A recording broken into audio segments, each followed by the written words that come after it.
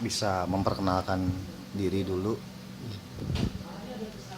siapa dan Oke, apa? salam.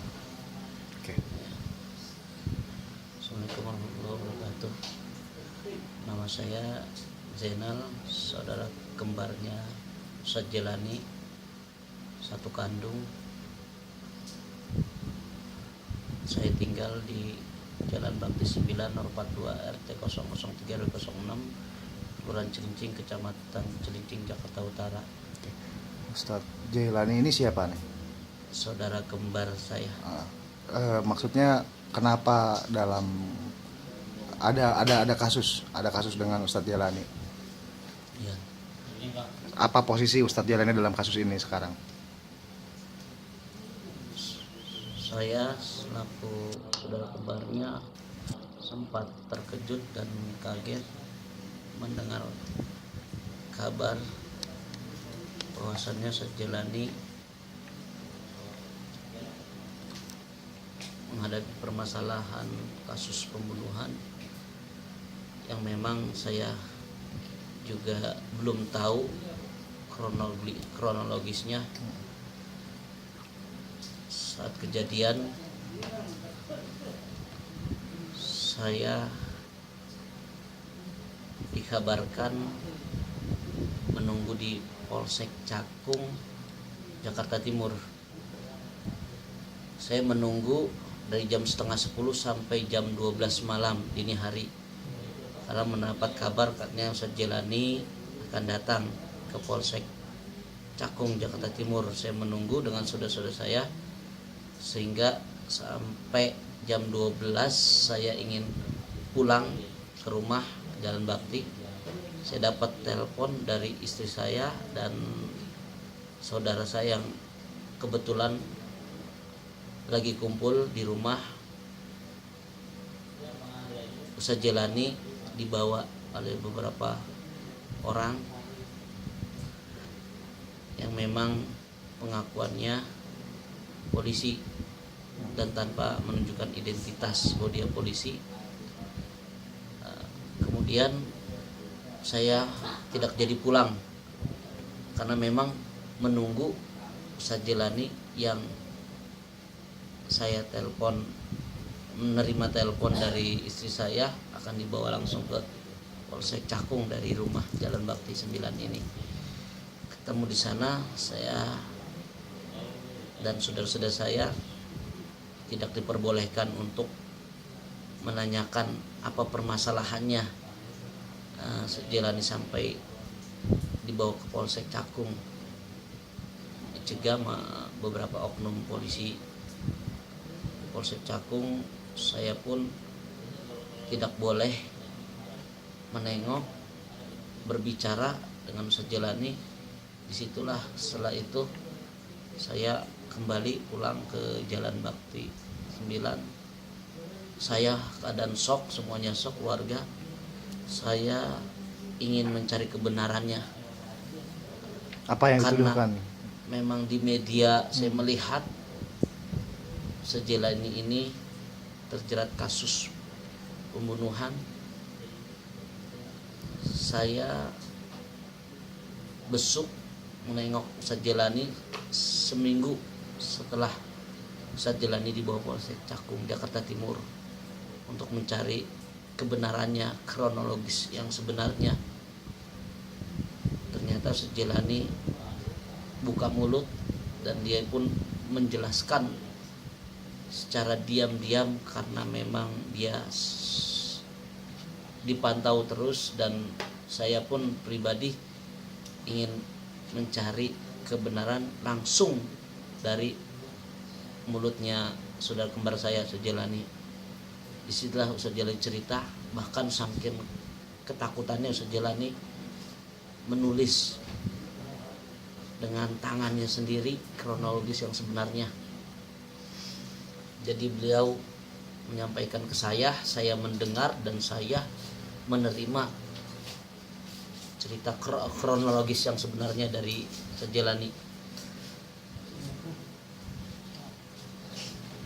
Setahun sebelum kejadian memang benar Ustadz Jelani pernah ketemu dan dengan yang namanya Ica atau Sumini alias Ica si korban. Kemudian hanya konsultasi. 4 bulan kemudian Ica atau Sumini datang, ketemuan lagi yang kedua kalinya di majlis. Di sini kebetulan saya pun melihat ada saudara saya, adik sepupu saya, Titin, temannya si korban atau temannya Ica. Nah, kemudian di sini Ica ini bersama ojek yang mungkin Sejelani tidak tahu itu tunangannya atau pacarnya. Yang pasti Ica kesini tujuannya untuk konsultasi dan mencari solusi atas permasalahan Ica. Akhirnya selesai, diberikan solusinya. Tidak ada komunikasi dan tidak ada pertemuan. Tiba-tiba Ica nelpon dengan nomor lain, bukan nomor Ica, ke Jelani, saudara kembar saya. Yang intinya Ica ini nelpon menghubungi Sejelani, minta solusinya bahwa Ica ngomong ke Sejelani dia lagi dikejar-kejar hutang sama rentenir. Bahkan dia, pengakuannya Ica, ngomong ke Sejelani dikejar-kejar rentenir karena utang sekitar 48 juta. Karena Sejelani juga menyarankan suruh datang ke majlis, ke rumah. Nah, Sejelani juga ada kesibukan dakwah, ceramah, karena saat itu bulan Ramadan, janjian sore jam 4 nelpon Ica, janjiannya jam 10 malam. Akhirnya di Islamic Center, itu pun Ica yang menyarankan, minta tolong karena memang sangat darurat. Sejelani juga berangkat jam 10 ke Islamic Center. Akhirnya cerita, dan disitulah Sejelani menyarankan, memberikan nasihat untuk Ica ini sholat tobat. Kemudian karena Ica pun ngomong supaya tidak terlilit hutang, pikiran lagi pusing, minta amalan. Akhirnya dia kasihlah amalan doa lalu Sejelani, yang amalannya bunyinya Allahumma inni a'udzubika min ghalabati daini wa qahri rijal. Diamalkan, dibaca 40 kali. Setelah itu Sejelani meditasi mendoakan si Ica korban ini dengan memberikan solusi, nasihat. Sejelani berkata, ngomong ke Ica, Mbak Ica, tolong tinggalin pekerjaan-pekerjaan yang haram. Sekarang harus tobat benar-benar, tobat janji kepada Allah. Itu di dalam Islamic Center memberikan nasihat seperti itu Sejelani. Kemudian selesai dari Islamic itu sekitar pukul 11:30. Ini Sejelani berpisah dengan Mbak Ica atau Sumini.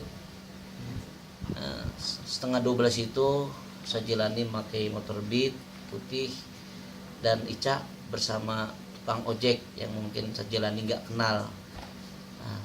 Ketika Sejelani di luar Islamic Center, ada pasar, lagi melihat baju sambil arah balik, tukang ojek ini Ica memanggil, tukang ojeknya Ica ini memanggil Sejelani Balik lagi dia. balik lagi dan ngomong, Pak Ustadz, ini saya tukang ojeknya Ica.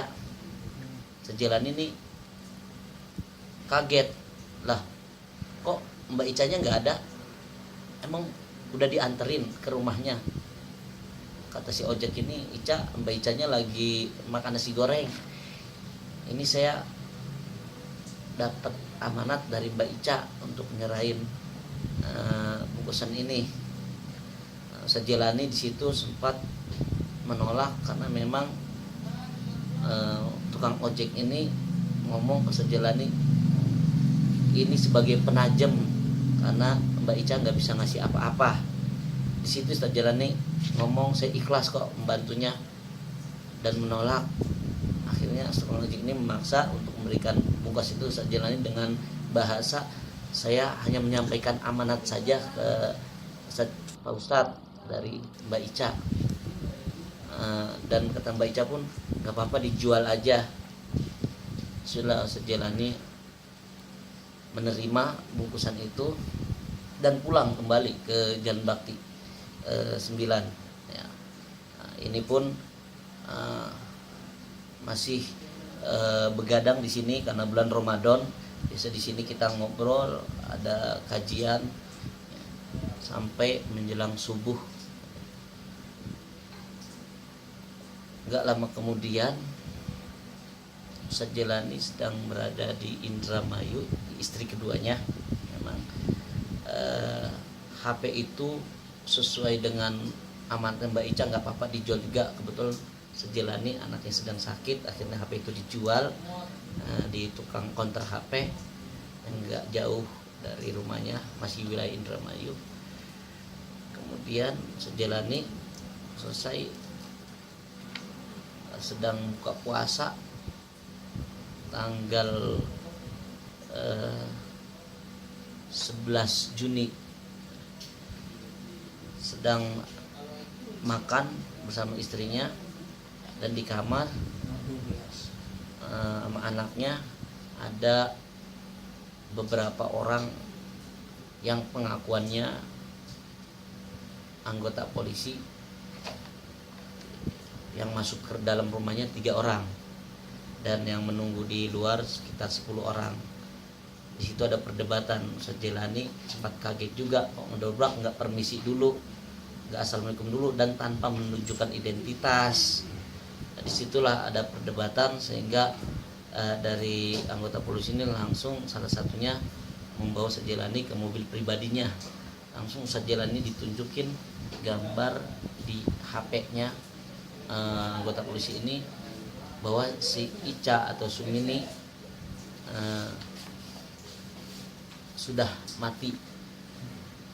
Dengan melihat gambar itulah Ustadz Jelani langsung ngedrop, kaget dan sangat terkejut.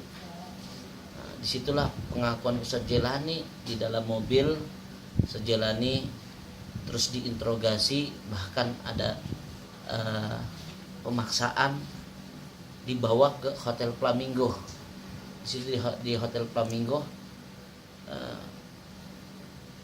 karena pengakuan Ustadz Jelani di Hotel Flamingo ini dia itu dipukul, ditendang, bahkan disuruh mengakui atas pembunuhan Ica itu. Ustadz Jelani sempat melawan, berdebat, bahkan perdebatan itu Ustadz Jelani terkejut sampai menimbulkan luka-luka dan Ustadz Jelani pun di situ diancam, ditodongkan pistol. Artinya setelah ditangkap oleh oknum polisi ini, Ustadz Jelani tidak dibawa langsung ke Enggak ke kantor polsek, polisi ya? Ke Hotel Flamingo. Ke Hotel Flamingo. Jadi ini cerita kronologis yang sebenarnya saya nengokin seminggu setelah di polsek ini, pengakuannya seperti itu. Saya kaget, saya menangis, saya shock mendengarnya, saya nggak tega. Saudara kembar saya berbicara seperti itu karena memang saya saudara kembarnya. Bahkan setelah di situ, setelah ada penyiksaan, penganiayaan, saudara kembar saya suruh mengakui berdasarkan paksaan dari beberapa anggota agar kita mengakui. Ini pengakuannya dari mulutnya Ustadz Jelani. Di Hotel Flamingo itu disuruh mengaku, kalau nggak ngakuin akan diancam, mau dibunuh. dan diceburkan ke sungai atau ke laut, mohon maaf, ke laut, karena memang ini pengakuan Ustadz Jelani, saya ini masih setengah-setengah. Jujur saya belum langsung ke Hotel Flamingo. Saat itu saya masih mendengar. Akhirnya setelah saya mendengar kabar, dan saya pun melihat Ustadz Jelani itu juga menulis kronologis yang sebenarnya. Saya baca, saya timbul pertanyaan di benak saya, apakah benar? Langsung saya Sabtu malam Minggu berangkat ke Hotel Flamingo. Sekitar jam 10 malam saya nyampe Hotel Flamingo. Bahkan di situ saya juga ngadep ke manajernya Ibu Lela dan ada pelayannya Ibu Isem. Saya pun membawa ini, bahwasanya demi Allah, demi Rasulullah, saya langsung mencari kebenarannya, apa benar yang dikatakan sejalan di bawah Hotel Flamingo oleh beberapa anggota yang pengakuannya polisi. Kemudian saya tanya, Mbak, mohon maaf, Mbak kenal saya? Pelayannya bingung melihat saya karena memang wajah saya sama dengan Sejelani. Mbak Isem ini belum tahu saya kembar. Saya langsung perkenalkan diri, Mbak mohon maaf, perkenalkan nama saya Jenal, saudara kembarnya Jelani yang Mbak pernah lihat wajah saya kayak saya. Dia kaget, Mbak Isem. Memang saya dikirain Ustadz Jelani. Akhirnya saya bertanya kembali, benar Mbak melihat wajah kayak saya? Saudara kembar saya namanya Jelani. Benar. Tanggal 11-12 itu di Hotel Flamingo, kata Mbak Isem ya 12-13 ya, karena memang tanggal 12-13 di bawah Hotel Flamingo. Saya nanya sama Mbak Isem itu, Mbak mohon maaf, Mbak melayanin Sejelani saat Jelani itu di Flamingo, apa yang Mbak memberikan pelayanan? Saya menawarkan makanan, tapi Jelani nunduk saja, diam, dan saya sampai menawarkan minuman pun diam sambil menundukkan dengan melihat fisik pucat. Kemudian akhirnya Mbak Isem inisiatif, kata Mbak Isem, Pak makan nasi goreng aja. Jelani ini hanya menganggukkan kepala aja sambil tangannya itu ditutupin jaket. Akhirnya menundukkan kepala. Dengan tekanan batin saya melihat, saya saudara kandungnya sendiri, saudara kembar sendiri, bagaimana aktivitas Jelani itu dalam keadaan tertekan atau tidaknya saya lebih tahu karena saya saudaranya.